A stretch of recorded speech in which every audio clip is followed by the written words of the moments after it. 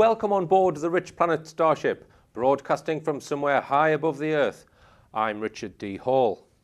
The Starship bullshit meter has taken a hammering recently, with more and more propaganda and claptrap being put out by the BBC and others. Starting this time with the head of MI6, John Soares, who made a rare speech, which has not happened for 100 years. In this speech, he mentioned the importance of human rights, which is a bit like George Best lecturing you on how to stay sober. He said, "We get inside terrorist organizations to see where the next threats are coming from. We work to disrupt terrorist plots aimed against the UK and against our friends and allies. What we do is not seen. Few know about the terrorist attacks we help stop." Few know about the terrorist attacks we help stop. Hang on a minute.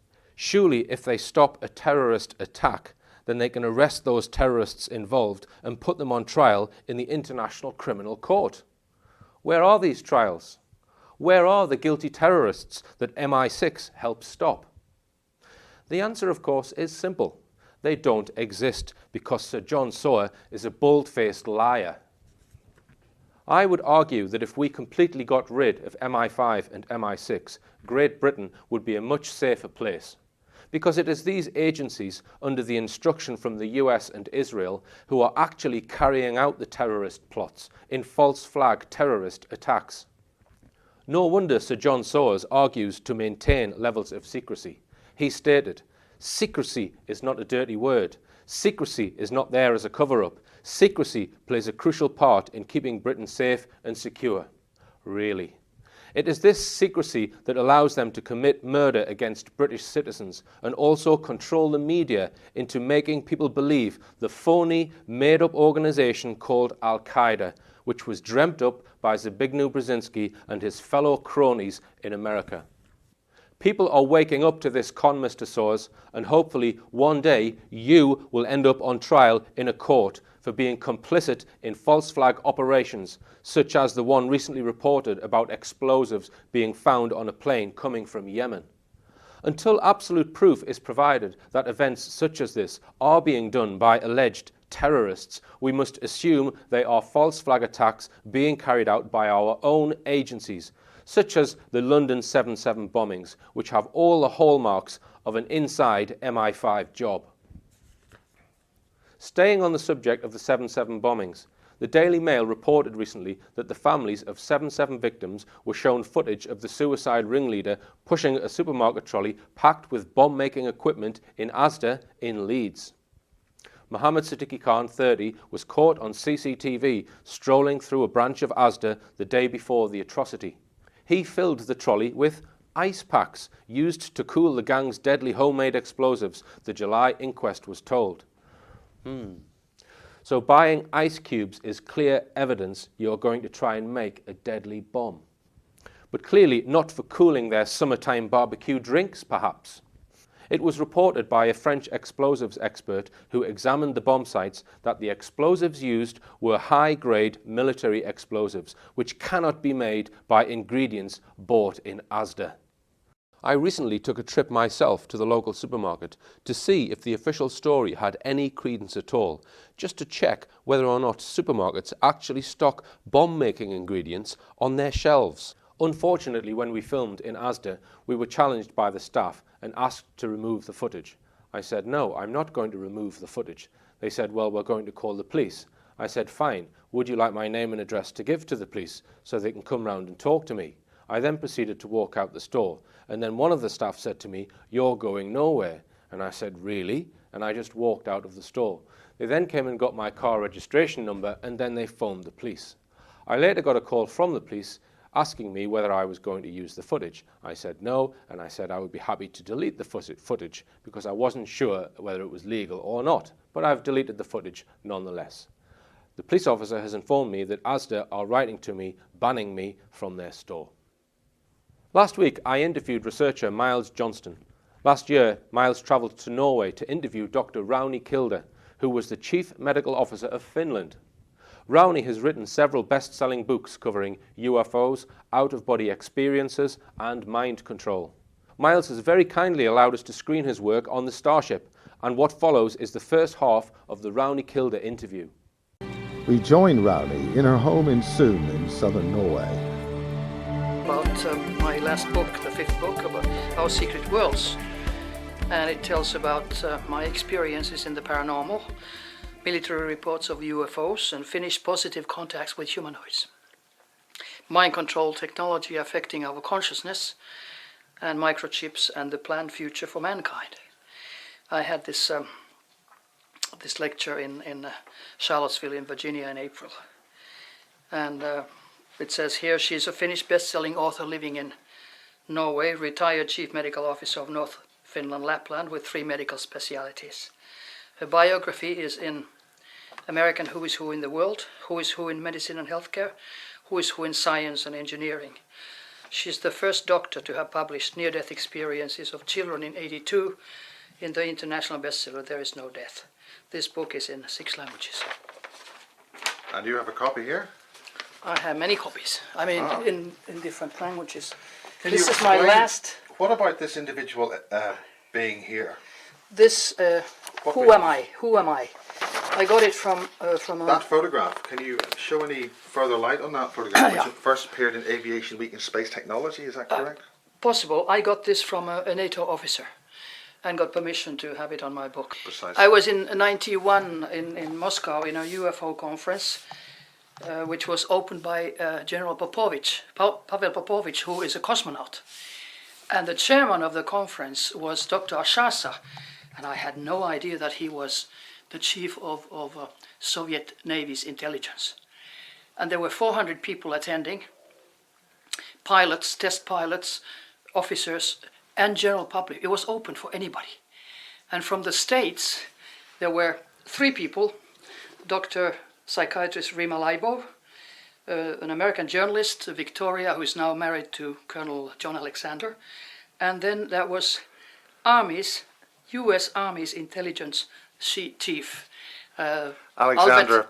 Alexander being instrumental in remote viewing and, Yes, and right. Psywar. Right, but then it was General Albert Stubbletine. So that kind of public for a UFO conference. And the lecturers were from Soviet Academy of Sciences, and of course pilots and radar pictures and all that. So on that level, anybody could come and listen to them. I thought that was flabbergasting. If you think of Scandinavia, you know, it's ridiculed and the highest officers would never say a word about UFOs, officially. And this is what was done. And now, in April, I was in the States, and the same thing happened. I mean, it was the highest military. There were colonels, Colonel John Alexander. I wrote even a 6-page article in the Finnish magazine Ultra, which is our esoteric magazine about UFOs, over 30 years old. And the title was, "It's not about the lights in the sky, but the lies on the ground." And can you imagine? Colonel Alexander was there. There was Edgar Mitchell. He's of course come out with recent statements. He came out from this conference with the statesmen all over the world. And then there was Richard Doyland, a very known historian. You may have heard about him. He talked about sort of a cultural schizophrenia when it concerns UFO question. And Colonel Jones, Scott Jones, is also a doctor. They were all doctors. They all had PhDs on that level. And he was saying that maybe in 2 years they are hoping that, you know, the field opens officially. And Why? he mentioned... What's the background to that? Well, he was saying that now there's enough evidence, military evidence, which they can show. And he was mentioning that Norway could be one of the candidate countries where things come out. We'll see. What's the connection with Norway specifically that they would want to do that? I don't know. He didn't mention that, but I thought Norway is a NATO country. And Norway is very much involved with American military. So that could be that they don't want US to announce it. So who do they come to an ally, maybe. Yeah. But I have no idea. Do you if think there's an this ET facility within Norway? At I the can't US? say, but I do know that they have a lot of mountains in Norway, and they have military involvements inside the mountains. And we have one of the largest HARP type transmission systems That's in right. Norway. That's right. It's in outside of Tromsø, the biggest HARP type of thing, part of ASCAT system. What's that exactly? ASCAT system is the system going from Tromsø, first Svalbard, Tromsø, Kiruna in Sweden has the headquarters of the whole system, and then in Lapland, in Finnish Lapland, in Sodankylä. And you know, when they blast electromagnetic fields, so it goes through all of Europe. And do you think that's a form of mind control? Oh, it can be used for mind control, of course, like HARP. And that is the danger, because people know nothing about mind control. They don't know that your thoughts can be changed, your attitudes, your feelings. If you love somebody sitting at a computer, even through satellites, can say, okay, let's make it opposite. And you start just detesting the person who you love. You can't be in the same room, you know, you feel uncomfortable. I think this is terrible, because you're making people into biological robots. Yeah. And then these school shootings, we've had 2 times now in Yeah. Finland. For me, it was totally clear. It's mind control. In the UK, we had Dunblane, and also we had Hungerford in the Yeah. United Kingdom. It's clear. It's totally clear. They pick out young men who have troubles, maybe psychological troubles, because that's a good camouflage. And then they start beaming a frequency of hate, hate. And all of a sudden, you know, a normal man, young man, becomes just a monster and shoots school children, teachers, whatever, and then it's Delta programming, shoots himself. Yeah, self-termination. Because then you can't. There's no evidence. Yeah, exactly. Yeah. There's no evidence.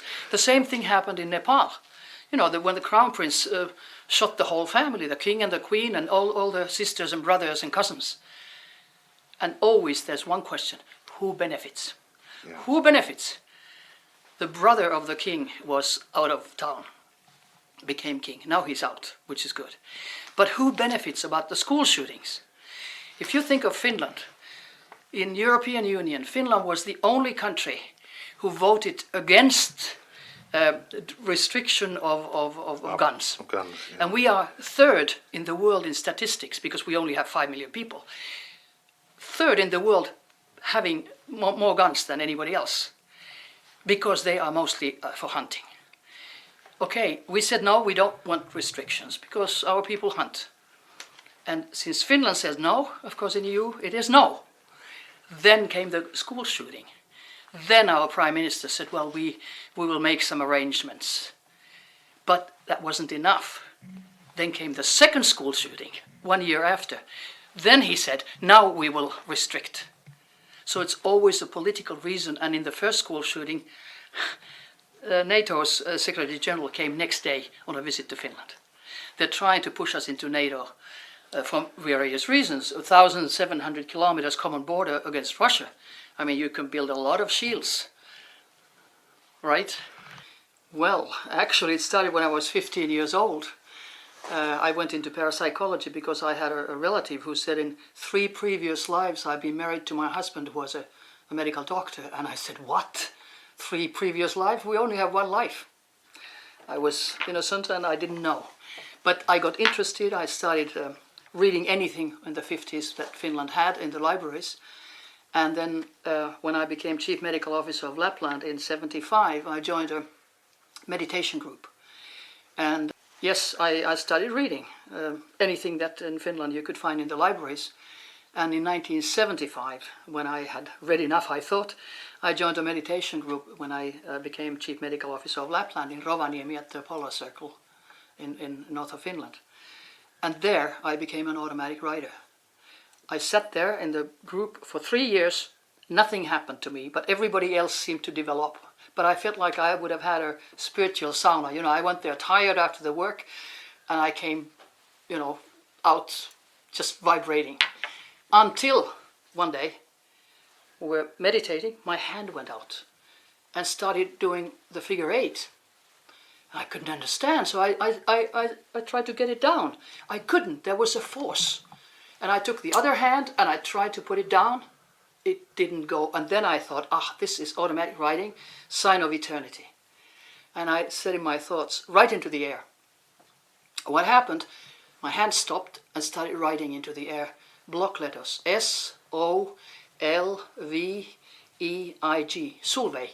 And it dropped. And that was the name of my relative who had died 2 months previously, who, when I was 15 years old, said, in 3 previous lives I've been married to my husband. I was shocked. And then after the next week, I took a pen and a pencil. I thought, if this happens again, and sure enough, my hand started going. So I said, go and write. I had pen and a pencil. And it wrote the whole name, Solveig, with the last name, I am alive. I mean, come on, she had died 2 months before. And I thought, this is weird.